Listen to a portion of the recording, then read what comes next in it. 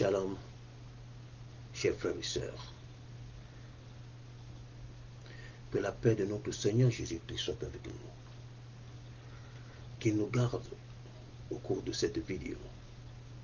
Donc le thème est la fin du monde. Fuyez dans les montagnes. C'est la deuxième partie dont nous allons aborder aujourd'hui. La deuxième et la dernière partie. Mais avant de commencer notre séance de direct, je vais d'abord prier le Seigneur Jésus-Christ afin que tout ce que je vais dire vienne de lui et que ce soit pour sa gloire. Seigneur Jésus-Christ, je t'adore, je te bénis au Seigneur. Me voici prosterné devant toi. Je te demande, Seigneur, pardon pour toutes mes fautes, pour toutes mes transgressions. Ne me rejette pas loin de toi, Seigneur. C'est pourquoi je t'appelle, Seigneur, ô mon Dieu, en ce moment même de venir à mon secours.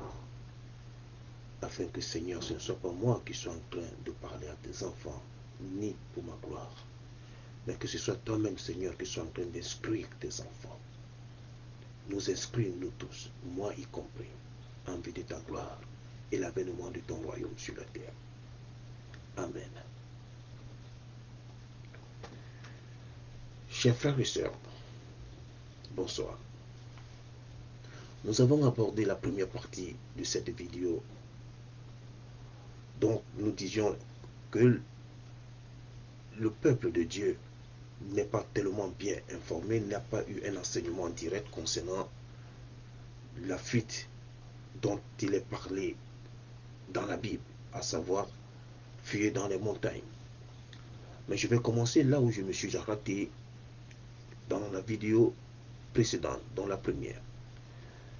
Le psaume 11, au verset 1, le roi David qui dit à ses chantres, à ceux qui l'entouraient, aux prophètes, il lui demande de fuir dans les montagnes. Et notre père, le roi David, qui leur demande, comment pouvez-vous me demander de fuir dans les montagnes, comme un oiseau? Alors, le roi David pose ce problème. Est-ce qu'il peut se cacher dans une forêt, dans la montagne, dans un rocher? Est-ce que nous, les humains, nous pouvons nous cacher pendant la guerre dans une montagne, et surtout à notre époque où toutes les armes, n'est-ce pas, sont développées, toutes les techniques de lutte sont développées, où il y en a des armes de très grande puissance, des avions de très grande puissance, et comme je disais la fois dernière, on utilise les clones, on utilise toutes sortes d'armes biologiques ultra violentes, et des armes, n'est-ce pas, capables de détecter la présence humaine, même dans le sol, le sous-sol, dans les montagnes. Est-ce que donc l'homme peut se cacher dans la montagne?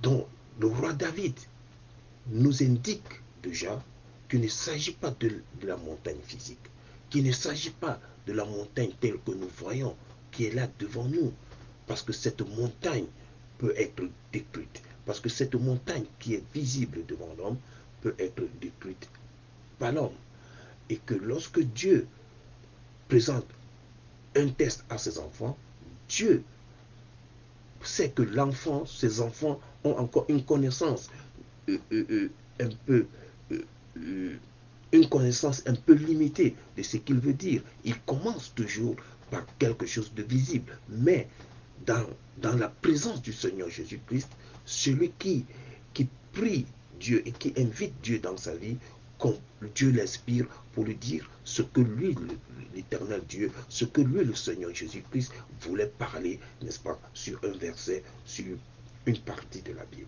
Donc, la montagne dont parle le Seigneur Jésus, dont parle Dieu, dans son livre de la vie qui est la Bible, il s'agit de Jésus-Christ. Comme je l'ai souligné, c'est Jésus-Christ qui est la sainte montagne. C'est Jésus-Christ qui est la sainte montagne. C'est vers lui dont nous allons nous cacher. C'est en lui que nous devons se cacher. C'est dans lui que nous devons nous cacher et rien d'autre. Parce que le Seigneur Jésus-Christ lui-même nous dit, celui qui croit en moi ne mourra pas. Parce qu'il est la résurrection. Il vivra. Donc c'est Jésus-Christ qui est la sainte montagne. C'est Jésus-Christ qui est la divine montagne. Ce n'est pas une montagne physique, ce n'est pas les montagnes qui nous entourent, parce que ceux qui sont, nous tous qui habitons sur la terre, il y en a des collines, il y en a des rochers. Mais combien de personnes ils iront? Et avec des armes qu'on développe aujourd'hui, avant même qu'on se cache, n'est-ce pas, dans ces montagnes, nous serons morts.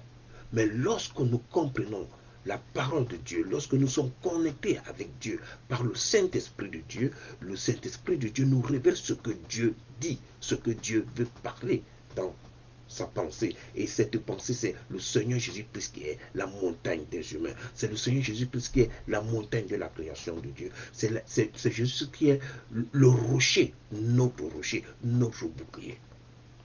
Et ceci se présente encore. Je vais prendre Genèse, dans Genèse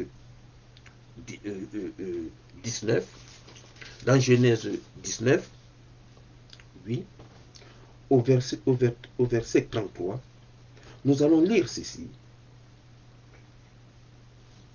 J'arrive, s'il vous plaît, le temps que je regarde, que je cherche le passage dans la Bible. Donc, dans Genèse, dans le livre de Genèse, Moïse amène le peuple de Dieu, n'est-ce pas, à la sortie de l'Égypte. Et ce peuple se retrouve dans le désert de Sin. Et dans le désert de Sin, ce peuple a soif. Ce peuple meurt de soif. Ce peuple, n'est-ce pas, commence à murmurer. Comment est-ce que Moïse peut nous enlever, n'est-ce pas, de l'Égypte où on avait tout. On n'avait pas faim, on avait à manger, on avait à boire, mais il nous amène là où il n'y a pas de l'eau. Et Moïse qui va leur dire, mais pourquoi me cherchez-vous des querelles? Pourquoi cherchez-vous, n'est-ce pas, des problèmes, n'est-ce pas, à l'éternel Dieu? Et Moïse qui va se tourner vers l'éternel Dieu pour lui dire, ce peuple a soif. Comment est-ce que je peux leur donner à boire? Et là, l'éternel Dieu, le Dieu Tout-Puissant va leur dire, écoute, prends les anciens avec toi, alors va, marche, et prends le bâton que tu fis sortir, n'est-ce pas, l'Égypte, et que tu fis traverser le peuple à pied la mer. Prends ce bâton et vas-y devant le rocher. Moi, l'Éternel, je me tiendrai devant le rocher, devant la montagne, et frappe, n'est-ce pas, sur la montagne. C'est ce que fit Moïse. Moïse prit le bâton, frappa la montagne, et de l'eau sort brusquement, de l'eau jaillit, n'est-ce pas, de cette montagne, et le peuple retrouve, n'est-ce pas, la joie de l'eau fraîche, de l'eau vivante, de l'eau de la vie, de l'eau qui est au-dessus, n'est-ce pas, de toute eau, une eau pure, la puissance de Dieu. Là, l'Éternel prépare déjà les humains à quelque chose. Dieu a un plan que personne ne peut savoir. Dieu, quand Dieu prépare son plan, personne ne peut sonder Dieu. Personne, il n'y a que Dieu qui connaît ses plans. Il n'y a que Dieu qui connaît là où il amène ses enfants. Mais il amène ses enfants petit à petit afin de comprendre ce qu'il va dire. Et voilà pourquoi, chers frères et sœurs, l'accomplissement de ce que Dieu révèle, à Moïse, n'est-ce pas, dans le désert du Sin, s'accomplit par Jésus-Christ. Ça s'accomplit par Jésus-Christ lorsque le Seigneur Jésus-Christ est crucifié sur la croix. Il est crucifié sur la croix. Alors, un soldat romain va s'approcher avec la lance, de même que Moïse avait le bâton, n'est-ce pas, dans sa main. Ce soldat romain va prendre la lance, il va transpercer le cœur de Jésus-Christ. Et qu'est-ce qu'on nous dit, n'est-ce pas, dans Jean 19, au verset 33 à 35, s'étant approché de Jésus, et le voyant déjà mort, il ne lui rompit pas les jambes, mais un des soldats lui perça la côte avec une lance, et aussitôt il sortit du sang et de l'eau. Voilà l'accomplissement. Voilà l'accomplissement de Genèse, n'est-ce pas, dans cette merveilleuse histoire de Moïse et le peuple de Dieu au désert, ce peuple qui manque de l'eau. De même donc que l'eau jaillissait, n'est-ce pas, de la montagne, c'est cette eau qui va jaillir de la divine montagne qui est Jésus-Christ. Et comme on nous dit, Jésus, il va sortir de la poitrine, du cœur de Jésus-Christ, et de l'eau et du sang. Donc, pour dire que c'est lorsque nous irons vers le Seigneur Jésus-Christ, il n'y a que lui. C'est pourquoi le Seigneur Jésus-Christ dit, je suis la résurrection, je suis la vie. Celui qui meurt, même s'il meurt, il vivra. Alors, chers frères et sœurs, nos frères et sœurs qui ont donc eu des visions selon lesquelles il faut fuir dans les montagnes, et ils ont laissé, n'est-ce pas, les pays dans lesquels ils se trouvaient, ils se sont dirigés dans les pays où il y avait de la montagne. Mais il fallait que nos frères et sœurs se posent la question, et dans ce pays, je vais prendre un exemple, la Suisse, est-ce qu'il n'y a pas des élus en Égypte? En Suisse, est-ce qu'il n'y a pas les disciples de Jésus-Christ en Suisse? Ça, c'est un exemple. Je pourrais prendre la France, je pourrais prendre peut-être la Côte d'Ivoire. Est-ce qu'il n'y a pas les élus en Côte d'Ivoire? Comment est-ce que nous allons quitter la Côte d'Ivoire ou la Suisse ou la France? Nous irons dans un pays où il y a les montagnes et nous irons nous cacher. Est-ce que dans ces pays, il n'y a pas des élus? Est-ce que dans ce pays, il n'y a pas de disciples de Jésus-Christ? Et est-ce que dans ce pays, il n'y a pas des élus? Alors, si ces pays-là, il y en a donc des élus, et qu'il n'y a pas de collines ou de montagnes dans ce pays, où irons-nous? Donc, nous devons donc comprendre que Dieu parle symboliquement à ses enfants. Et ce symbolisme qui est sur le désert de Sin est accompli par le Seigneur Jésus-Christ. Jésus-Christ est la divine montagne dans laquelle nous devons nous cacher. Et c'est pourquoi Jésus-Christ lui-même, il supplia que vous tous qui avez soif, venez et buvez. Venez et buvez. Donc, c'est lorsque nous sommes dans le désert, il faut déjà le comprendre que nous sommes dans le désert et que la terre est le désert parce que sur le plan spirituel, la terre est le désert. Dieu considère la terre comme le désert parce qu'il n'y a pas de l'eau vive, il n'y avait pas de l'eau vive. Le Christ vient donc comme étant dans cette eau vive. Voilà pourquoi le Christ est notre sauveur. Parce que la terre est considérée sur le plan spirituel comme aride, comme une terre qui n'y a pas d'amour, comme une terre où il y a des insectes, ça c'est sur le plan spirituel, qu'il y a le désordre, il y a la haine, la méchanceté. Donc, la présence de notre Seigneur Jésus-Christ, qui est une présence véritable de Dieu même sur la terre, c'est en Dieu que nous devons nous cacher. C'est en Jésus-Christ, le Seigneur le Sauveur, que nous devons nous cacher. Et non dans les montagnes physiques. Parce que dans ces montagnes physiques, nous n'échapperons pas aux bombes atomiques. Nous n'échapperons pas aux bombes biologiques. Nous n'échapperons pas, n'est-ce pas, aux avions, aux supersoniques, n'est-ce pas, que nous avons aujourd'hui sur le plan de l'armement, sur le plan militaire. Mais lorsqu'on ira dans le Seigneur Jésus-Christ, alors, même si ces bombes nous écrasent, Jésus-Christ va nous ressusciter. Parce qu'il est la résurrection, parce qu'il est la vie. Et lui-même, il le dit, je suis la vie.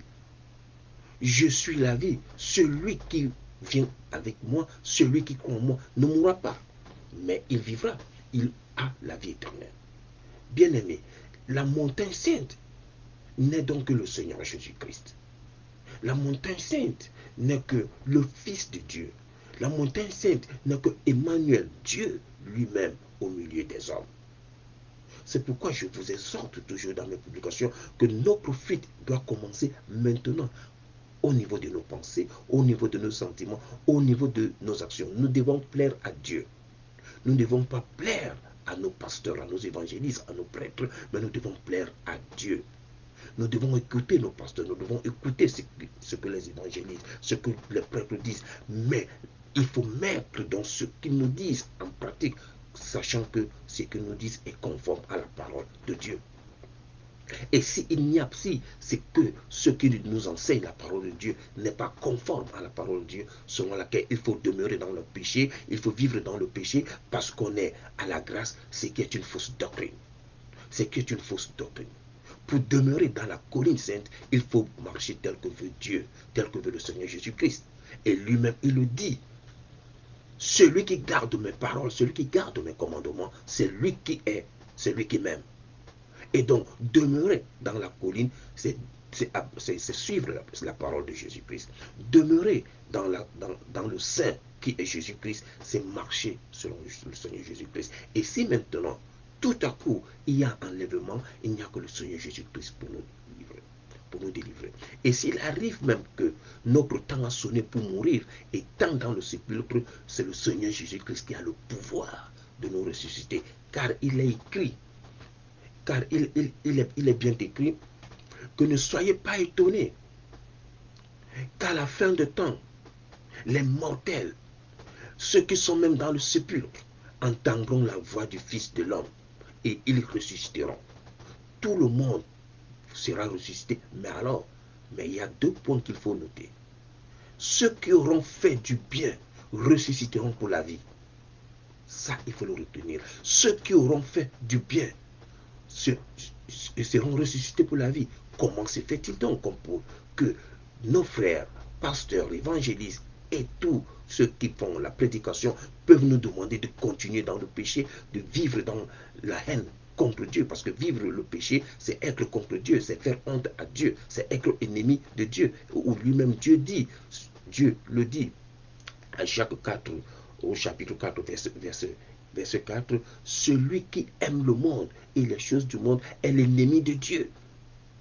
Donc si nous voulons donc être cachés dans la montagne sainte, il nous faut fuir vers le Seigneur Jésus-Christ. Il nous faut fuir les péchés, il nous faut fuir les iniquités, il nous faut fuir les transgressions. Il faut commencer à s'abriter dès maintenant. C'est dès maintenant qu'il faut s'abriter dans la montagne sainte. Ce n'est pas la mort qu'il faut s'abriter dans la montagne sainte. C'est maintenant, chers frères et sœurs, qu'il faut s'abriter à la divine montagne. Ce n'est pas quand on va mourir qu'on viendra nous chanter des requiem ou verser de l'eau bénite ou faire toutes sortes de messes que le Seigneur Jésus qui fera écouter. Non, c'est chacun qui choisit maintenant qui est sa montagne sainte. Parce qu'il n'existe que 2 portes. Une qui est la voie large et l'autre qui est la voie étroite, qui est le Seigneur Jésus-Christ. Donc si nous fuyons, il nous faut fuir maintenant. C'est maintenant qu'il nous faut fuir vers le Seigneur Jésus-Christ qui est la montagne sainte. Et si il arrive au hasard que c'est maintenant que Dieu décide la fin du monde, nous sommes sauvés parce que nous sommes dans la divine montagne, parce que nous sommes dans la sainte montagne. Même si les bombes vont nous écraser dans nos maisons ou au lieu de travail, partout où nous serons, parce que nous sommes dans la montagne sainte, parce que nous sommes cachés en Jésus-Christ, alors Jésus-Christ va nous ressusciter, parce qu'il est la vie. Voilà donc la parole de Dieu. Et cette montagne a commencé déjà au désert, lorsque Moïse donne de l'eau, n'est-ce pas, au peuple au désert. Le peuple a soif, le peuple veut mourir, et qu'il se tourne vers l'Éternel. Et l'Éternel lui dit, prends ce bâton que je t'ai donné, et prends les anciens, vas-y devant, n'est-ce pas, la montagne d'Horeb, je serai devant toi. Je marcherai devant toi. L'Éternel dit cela à Moïse. Je marcherai devant toi. Et frappe sur le rocher. Et Moïse frappa sur le rocher et de l'eau jaillir pour le bien du peuple. Cet acte est accompli, bien-aimé, à Golgotha, sur Jésus-Christ, notre Seigneur, qui est élevé là sur la croix. Mais lorsqu'on transperce sa poitrine, il y a la vie qui est en lui, qui jaillit. La vie jaillit en Jésus-Christ, l'eau et du sang. L'eau et du sang jaillit en le Seigneur Jésus-Christ. Donc pour dire que c'est lui, en lui, et par lui, et dans lui que nous devons vivre. C'est lui la divine montagne. C'est lui qui nous donne de l'eau de la vie.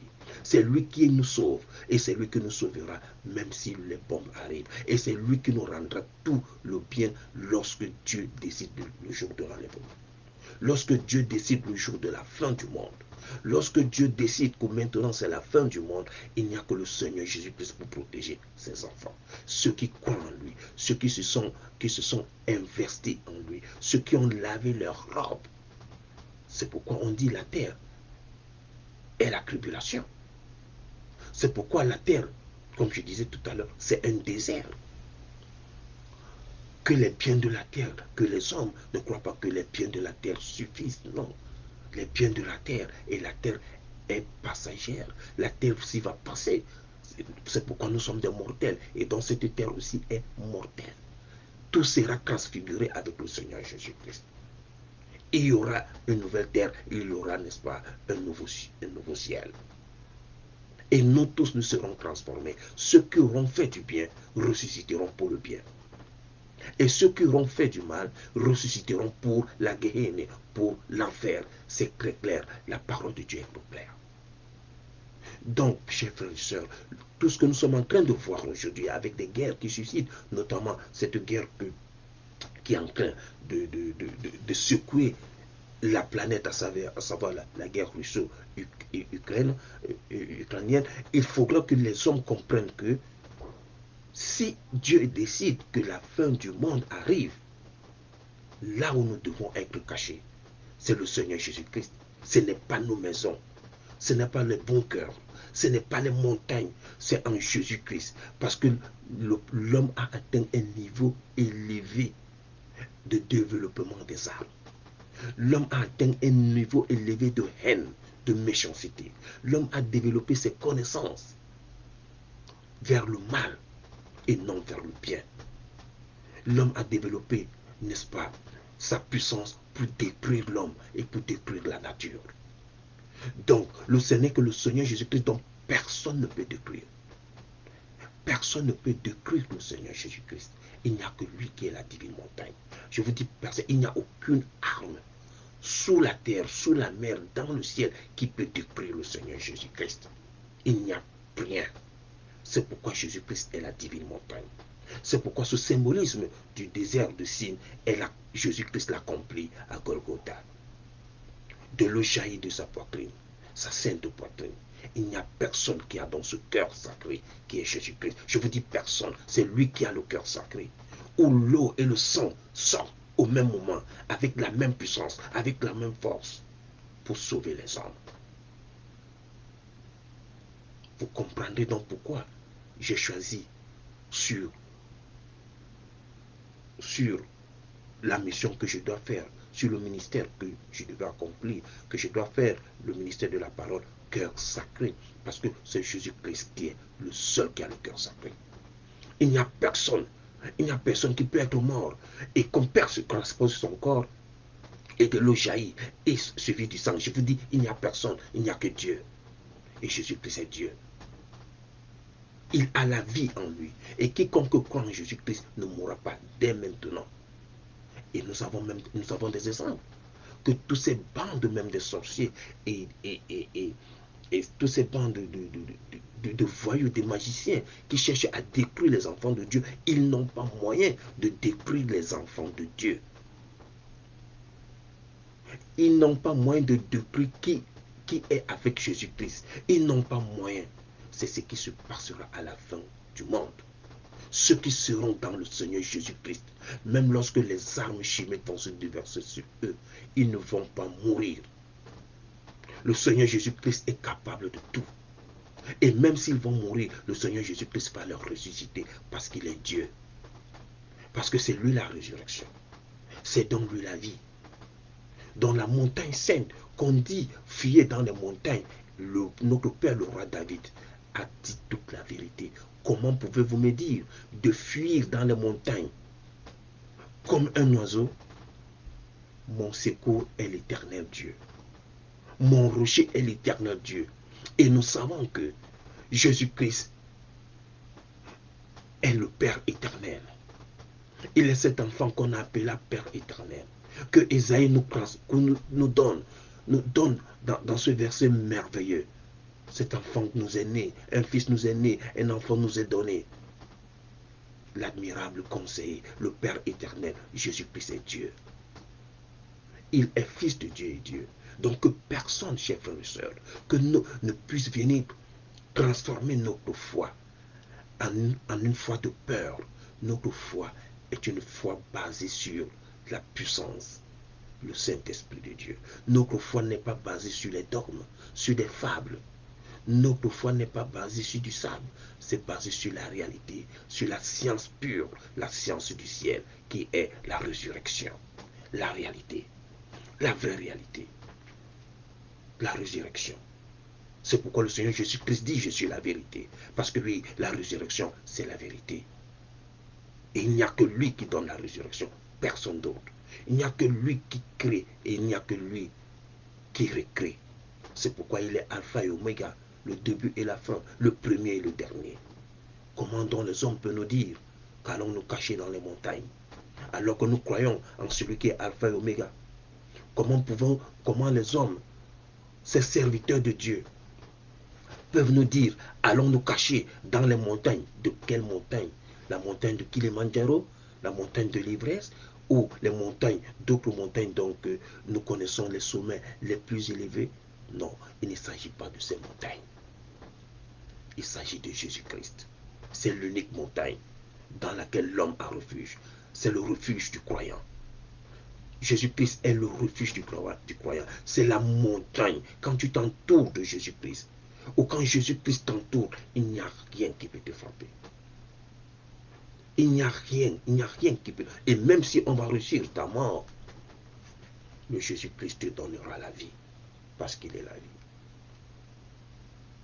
Donc le peuple de Dieu doit être solide dans la foi. Le peuple de Dieu périt, comme le Seigneur Jésus-Christ dit, faute de connaissance. On trimballe les enfants de Dieu à gauche, on trimballe les enfants de Dieu à droite, on prend une partie de la Bible, on torture cette partie de la Bible, on dit la Bible telle que nous voulons et non telle que veut Dieu. Et ceux qui ont une foi fragile se mettent à courir derrière les fausses doctrines.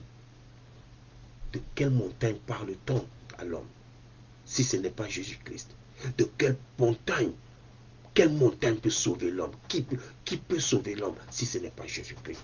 C'est pourquoi il est le sauveur. C'est pourquoi Jésus-Christ est le sauveur. Si Jésus-Christ est donc le sauveur, c'est lui la divine montagne. C'est lui la sainte montagne. C'est lui qui accomplit toutes les saintes écritures. C'est lui qui accomplit tout. Et d'ailleurs, il le dit, je ne suis pas venu pour abolir, mais pour accomplir. Et il a accompli tout ce que Dieu avait prévu. Cela veut dire qu'il a donné la réalité de ce que Dieu mettait en préfiguration.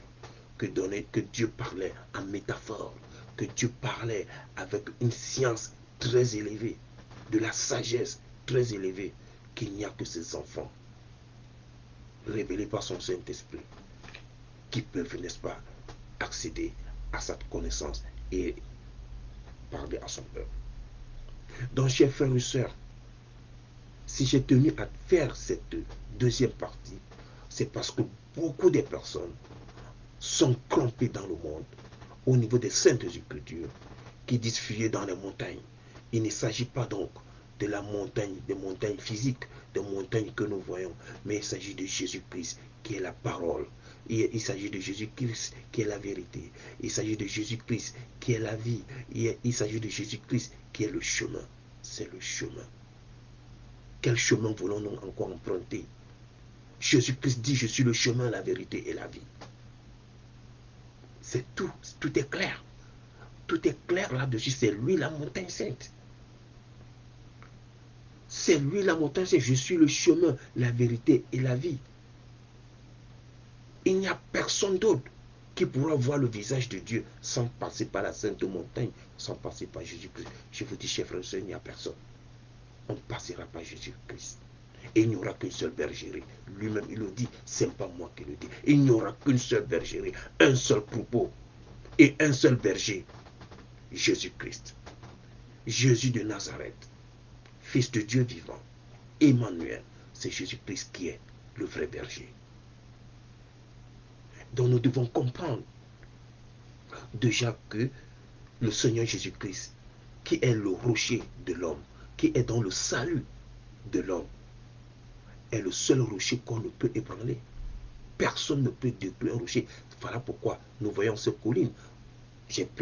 Si j'ai pris l'image qui est derrière moi des collines, c'est pour que vous voyez, que vous vous rendez compte que, parce que je devais parler, n'est-ce pas, des montagnes, que Dieu peut déplacer ces montagnes par des volcans. Mais personne ne peut détruire Jésus-Christ. Personne ne peut détruire Jésus-Christ. Jésus-Christ a dit qu'il était en mesure d'avoir une armée à partir des pierres pour venir le défendre. Lorsque, n'est-ce pas, les soldats romains sont venus pour le prendre avec Judas, le Seigneur Jésus-Christ a dit à Pierre, il peut tout, mais ce n'est pas ça son plan. La parole de Dieu doit s'accomplir. La mission de Dieu doit s'accomplir. Il faut qu'il sauve l'homme. Par sa mort. Et par sa mort, donc, nous sommes rachetés.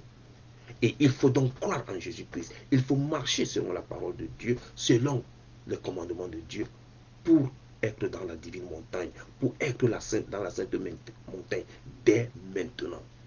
Pas à la mort, mais dès maintenant. Fuir dans les montagnes, ça commence maintenant. Parce qu'à tout moment, nous pouvons mourir. Ceux qui seront là, quand Dieu va décider à la fin du monde, qu'ils soient déjà des croyants. Qu'ils soient déjà entre les mains du Seigneur Jésus-Christ. Car celui qui sera entre les mains du Seigneur Jésus-Christ ne mourra pas. Il vivra. Et il vivra éternellement. Parce que la parole de Dieu est la vérité. Et Jésus-Christ est la vérité. Si donc l'homme considère Jésus-Christ comme Dieu, comme sa colline, comme son rocher, les montagnes des hommes ne sont que des figures. Les montagnes des hommes ne sont que des figures géographiques, ne sont que, n'est-ce pas, ne sont que des plans que Dieu a créés sur la terre, parce qu'il fallait que l'homme voie ce qu'on appelle montagne, ce qu'on appelle colline, ce qu'on appelle rocher. Mais qu'en réalité, c'est lui l'Éternel qui est le rocher. C'est lui qui est notre montagne. Et il nous a donné son Fils Jésus-Christ, parce que c'est lui-même. Parce que qui a vu Jésus-Christ a vu le Père. Et Jésus-Christ est dans notre divine montagne.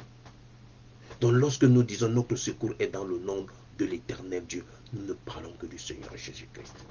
Car c'est le seul nom qui fait fléchir tous les noms. C'est le seul nom que Dieu a élevé au-dessus de tous les noms. Tout genou fléchit devant ce nom. Et il n'y a donc personne qui peut détruire Jésus-Christ. Même les armes biologiques, toutes les armes des hommes, il n'y a personne qui pourrait détruire Jésus-Christ. C'est lui la montagne sainte. Alléluia. C'est Jésus-Christ la montagne sainte. Alléluia. Personne ne peut le détruire. Et celui qui se cache en Jésus-Christ, personne ne peut le détruire. Je vous le dis, chers frères et sœurs, même maintenant. Celui qui a foi en Jésus-Christ, celui qui marche tel que veut le Seigneur Jésus-Christ, il revêt les vêtements célestes.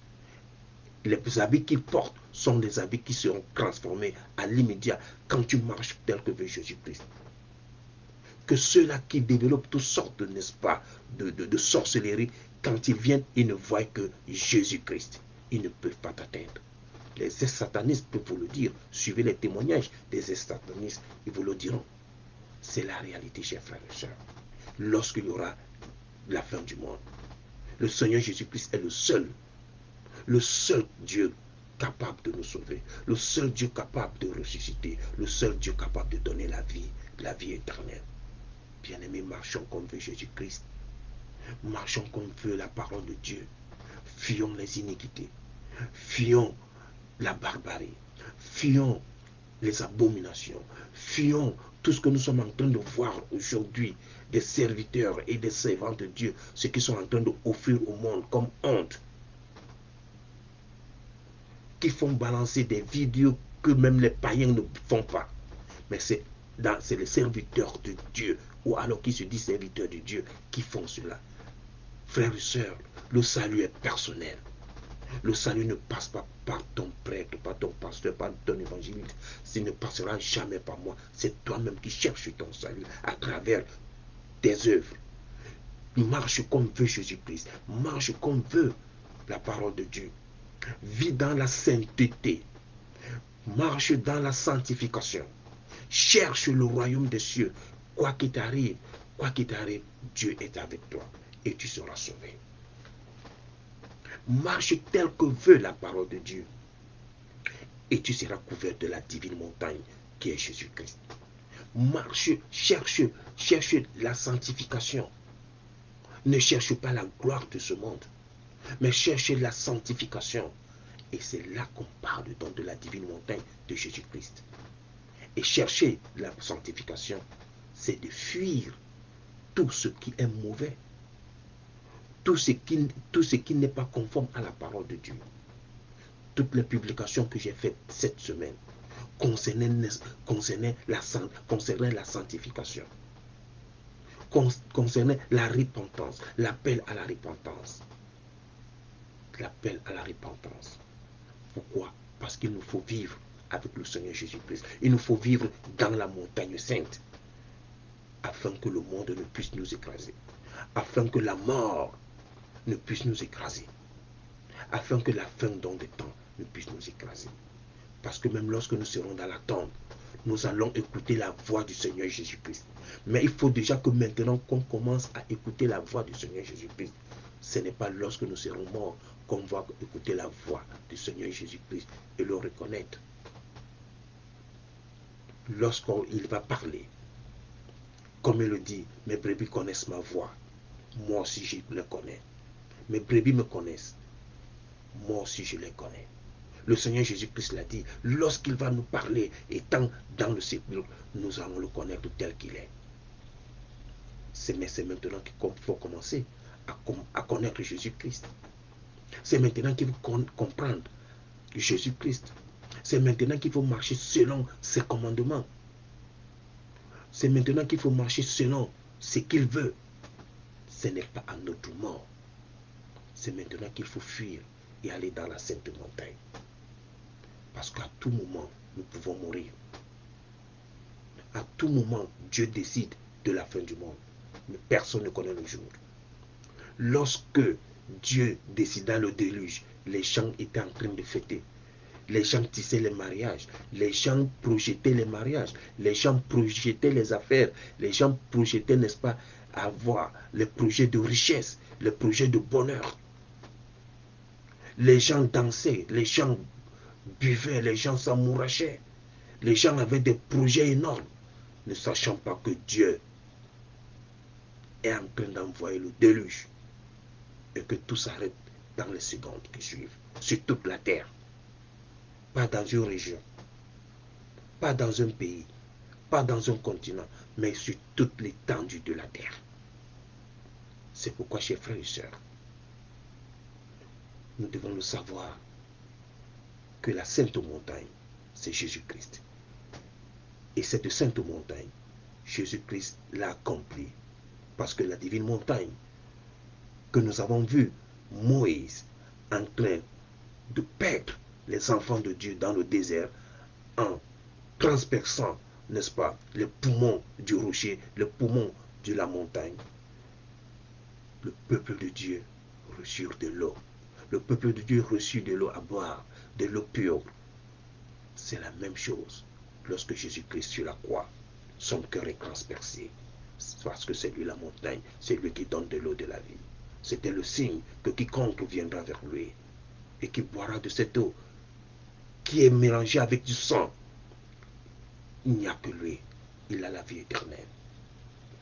Quiconque boira de cette eau a la vie éternelle. Et Jésus-Christ le dit à la Samaritaine, si tu savais que de l'eau que je te donnerai, que je peux te donner, c'est de l'eau qui donne de la vie éternelle, tu ne mourras pas. Si tu bois de cette eau, de l'eau que moi je te donne, n'est pas, tu ne mourras pas. Le Seigneur Jésus-Christ dit cela à la Samaritaine. Et voilà l'accomplissement. C'est l'accomplissement qui se passe à la croix. De l'eau et du sang jaillissent d'un corps qui est mort. Et une eau puissante. Jésus-Christ est la vie. C'est de cette eau donc qu'il faut aller boire tous les jours. C'est de cette eau qu'il faut, chers frères et sœurs, chaque jour dans ta prière, demander au Seigneur Jésus-Christ, donne-moi cette eau et ce sang qui sortait de ton corps, qui sort de toi au Seigneur Jésus-Christ, parce que tu es la vie. C'est ainsi qu'on apprend donc à boire le Seigneur Jésus-Christ. Et quand tu lui demandes son eau, il te donne cette eau et tu n'as plus soif. Je vous ai dit ça, chers frères et sœurs. Celui qui croit en Jésus-Christ, celui qui boit de l'eau de Jésus-Christ, qui boit le sang de Jésus-Christ, qui mange la chair de Jésus-Christ. On peut lui dire, tu vas mourir maintenant, il ne se plaignera pas. Il ne va pas dire, attendez, attendez, je dois aller dire bon, au revoir à mes enfants. Il dit, Père, je suis prêt, que je meure. Celui qui croit au Seigneur Jésus-Christ, qui marche tel que veut Dieu, n'a pas peur de la mort. Au contraire, il veut que cette mort arrive pour qu'il aille vivre l'éternité. Quand il sait qu'il avec foi, avec certitude, qu'il marche comme veut Dieu, qu'il a la crainte de Dieu dans son cœur et qu'il fait ce que Dieu veut, il n'a pas peur de la mort.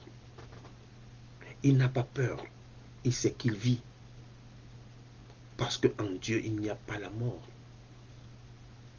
Chers frères et sœurs, bien-aimés, vivons donc dans le Seigneur Jésus-Christ, notre divine montagne. Soyons entourés par le Seigneur Jésus-Christ, matin, midi et soir, parce que c'est lui la divine montagne. Soyons hébergés par le Seigneur Jésus-Christ, parce que c'est le vrai habitat du croyant. Soyons donc non plus des locataires en Jésus-Christ, mais des propriétaires, des héritiers d'une partie de lui.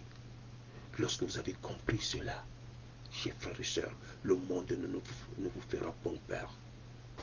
Il n'y a rien qui vous fera peur lorsque vous avez compris que le Seigneur Jésus-Christ est l'unique maison, la vraie maison dans laquelle le croyant doit habiter. Et quand il est dans cette maison, il n'a pas peur des ouragans. Il n'a pas peur des volcans. Il n'a pas peur des insectes. Il n'a pas peur des lionceaux et des lions. Parce qu'il sait que Jésus-Christ est Dieu. Bien-aimés, que le Seigneur Jésus-Christ nous garde. Que le Seigneur Jésus-Christ continue à être notre rocher. Que le Seigneur Jésus-Christ soit notre force, notre bouclier. Que le Seigneur Jésus-Christ soit notre protecteur, notre bouclier en tout temps, en tout lieu et dans toutes les situations. Que Dieu vous bénisse. Et à la prochaine vidéo. Voyons-nous très prochainement parce que je l'ai décidé. Je ne retirerai plus, n'est-ce pas, je ne mettrai plus longtemps pour faire des directs. Je reprends les directs. Je reprends les directs et je ferai toujours les directs avec vous. Aussi bien sur des sujets très importants, sur des sujets pour nous faire grandir, pour faire grandir notre foi en Jésus-Christ, pour faire connaître, n'est-ce pas, nos cœurs à Jésus-Christ, pour faire connaître le visage du Seigneur Jésus-Christ. Donc j'ai décidé encore de reprendre les directs. Et je vais les refaire par la grâce de Dieu. Je vais les faire quand il va me donner la force. Et j'ai confiance que Dieu va me donner la force, que je serai avec vous. Que Dieu vous garde. Merci d'avoir suivi cette vidéo. Gloire à Dieu.